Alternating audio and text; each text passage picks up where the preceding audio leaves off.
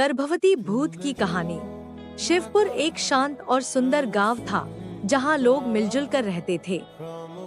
गांव में हर किसी की एक दूसरे से अच्छी जान पहचान थी।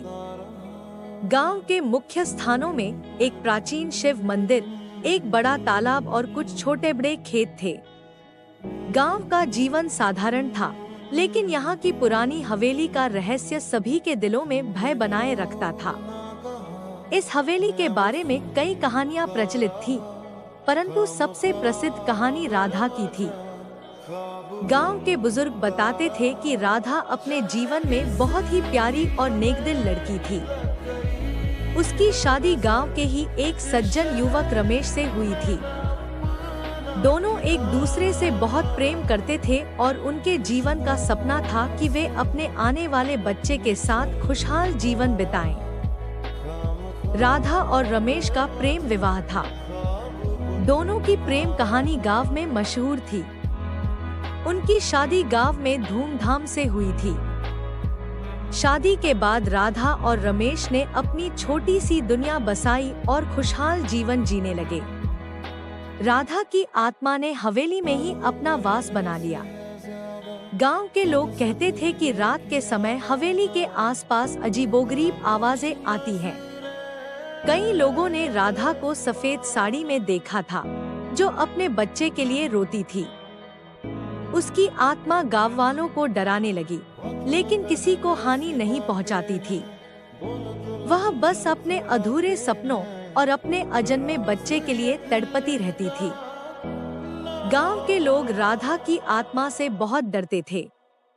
रात के समय कोई भी हवेली के पास जाने की हिम्मत नहीं करता था।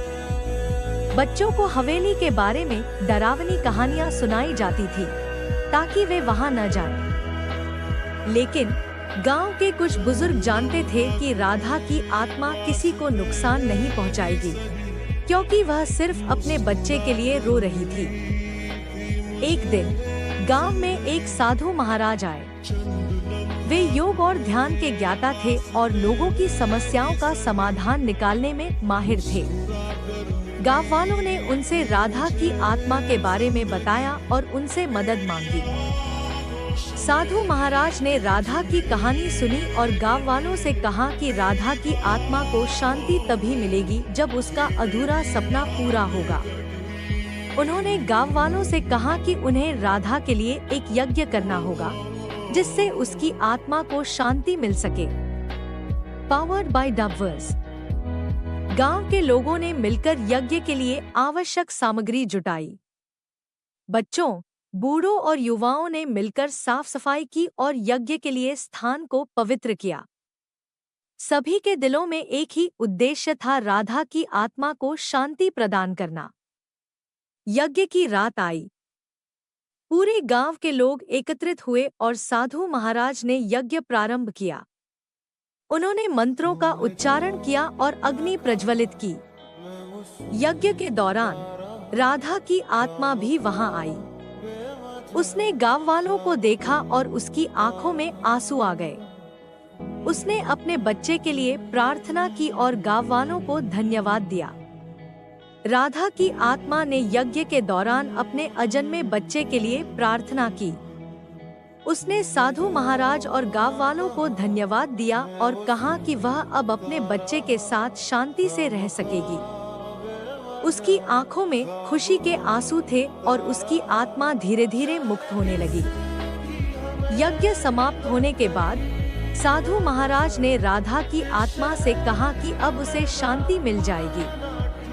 राधा ने साधु महाराज और गांव वालों को धन्यवाद दिया और धीरे धीरे उसकी आत्मा हवेली से बाहर निकलकर आकाश की ओर चली गई। गांव वालों ने देखा कि राधा की आत्मा अब शांति में है। गांव वालों ने राहत की सांस ली और साधु महाराज को धन्यवाद दिया। सभी ने मिलकर राधा की आत्मा की शांति के लिए प्रार्थना की और उस रात के बाद गांव में कभी भी किसी ने राधा की आत्मा को परेशान होते नहीं देखा। गांव वालों ने राधा की याद में एक सुंदर मंदिर बनवाया। वहां रोज सुबह और शाम पूजा होती थी और लोग राधा की आत्मा की शांति के लिए प्रार्थना करते थे। यह मंदिर गांव का महत्वपूर्ण स्थान बन गया और वहां आने वाले लोग राधा की कहानी सुनते और सीख लेते। इस कहानी से हमें यह सीख मिलती है कि किसी की आत्मा को शांति देने के लिए हमें उसके अधूरे सपनों को पूरा करना चाहिए।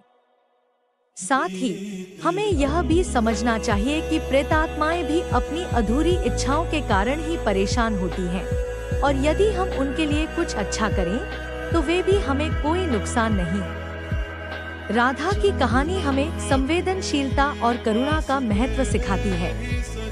हमें दूसरों की पीड़ा को समझना चाहिए और उनकी मदद के लिए तत्पर रहना चाहिए। चाहे वह जीवित हो या मृत, हर आत्मा को शांति और सम्मान मिलना चाहिए।